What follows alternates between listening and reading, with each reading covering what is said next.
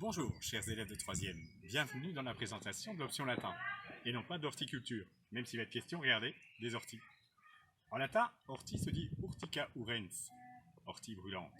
Mais c'est pas pour ça que je vous ai montré ces orties, ni pour en faire de la bonne soupe, mais pour vous parler de ceci. Alors, ça c'est pour la soupe.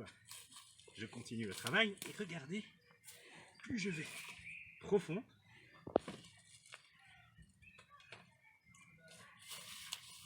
plus je vais trouver des racines qui relient toutes ces orties les unes aux autres. Eh bien, le latin, c'est exactement ce travail, c'est aller chercher les racines de notre société et découvrir que dans le fond, tout est relié. Même les racines des orties qui sont là plus loin sont reliées à ce groupe d'orties. Voilà, à très bientôt.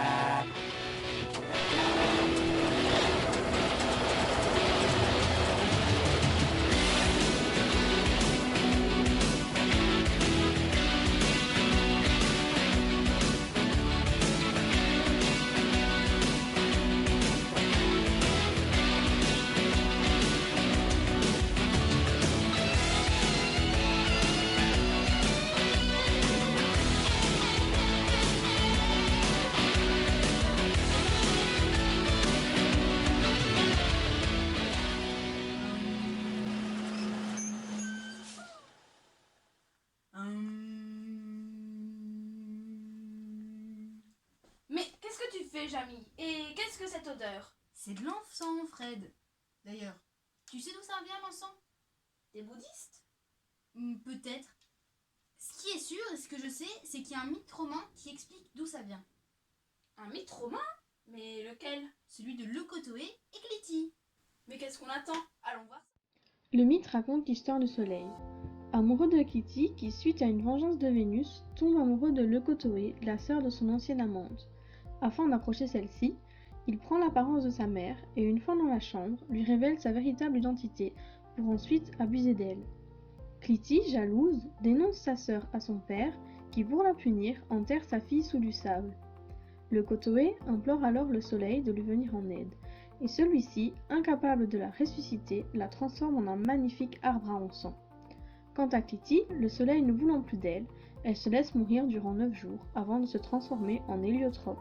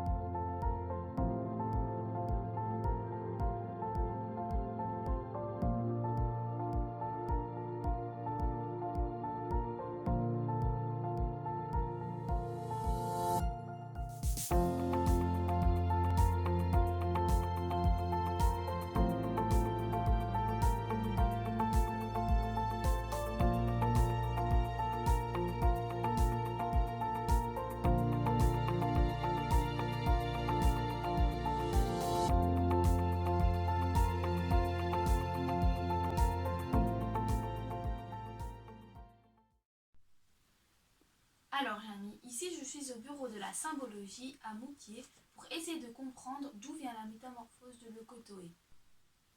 Bonjour Jean-Paul. Bonjour. Tu es symbologiste, donc d'où vient cette métamorphose?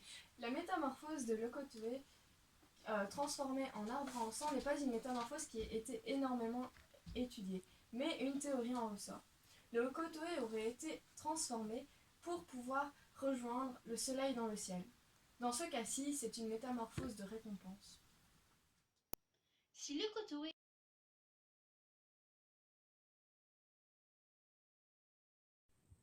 Bonjour chers élèves de 4R1, 4R2, je vous retrouve pour 5 minutes lexicales, la suite de notre premier programme qui était un parcours du dictionnaire étymologique d'Alaret. Alors nous retrouvons le mot bacillus. Bacillus, le bâton ou le petit bâton, que les anciens utilisaient comme diminutif de baculus. Le petit bâton, bien sûr, va donner en français le mot bacille. J'enlève la terminaison du latin pour ajouter simplement un E, bacille qui aujourd'hui a pris un sens plutôt médical avec le bacille de Koch, responsable d'une maladie heureusement aujourd'hui lointaine, la tuberculose. Mais fi des bacilles, voilà ce que j'en fais, des bacilles. Et nous passons tout de suite à un deuxième mot. Mot que nous avons rencontré dans l'âne d'Ordaculé, le mot foustis. Vous vous rappelez, quand le pauvre Lucius est emprisonné dans l'étable et que son propre esclave vient le retrouver armé d'un bâton. Fuste armatus, nous disait Apulée. Alors de ce mot, évidemment, on a créé en français le verbe fustiger. Fustiger, c'est blâmer, tancer, faire des reproches. Et donc, nous avons ici un mot qui est assez péjoratif. Nous allons le quitter pour un mot plus positif, le mot vindicta. Alors, ceux qui ont fait la visite du musée de Marimont avec moi se rappellent le bâton que le maître va utiliser pour affranchir son esclave.